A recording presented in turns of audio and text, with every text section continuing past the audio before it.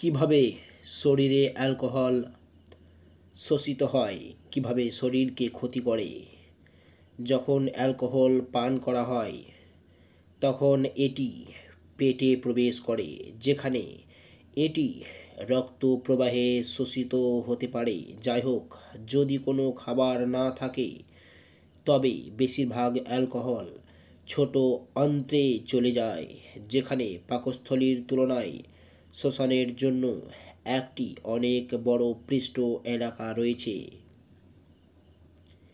যে কোষগুলি পাকস্থলী এবং ছোট অন্ত্রের লাইন করে তাদের এপিথেলিয়াল কোষ বলা হয়। এই কোষগুলি শোষণের জন্য নিখুঁত, কারণ তাদের জিআই লুমেনে আঙুলের মতো অনুমান রয়েছে, যা ঝিল্লির মাধ্যমে পুষ্টি এবং অন্যান্য অণু শোষণের জন্য পৃষ্ঠের ক্ষেত্রফলকে ব্যাপকভাবে বৃদ্ধি করে।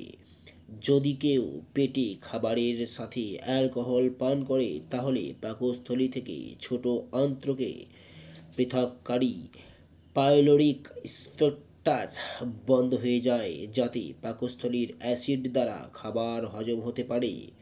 যেহেতু অ্যালকোহল অবিলম্বে ছোট অন্ত্রে যেতে পারে না, তাই এটি রক্ত প্রবাহে অ্যালকোহলের শোষণকে ধীর করে দেয়। প্রকৃতপক্ষে একটি চর্বিযুক্ত খাবার রক্তে অ্যালকোহলের সর্বোচ্চ ঘনত্ব 50 ডিগ্রি পর্যন্ত কমাতে পারে।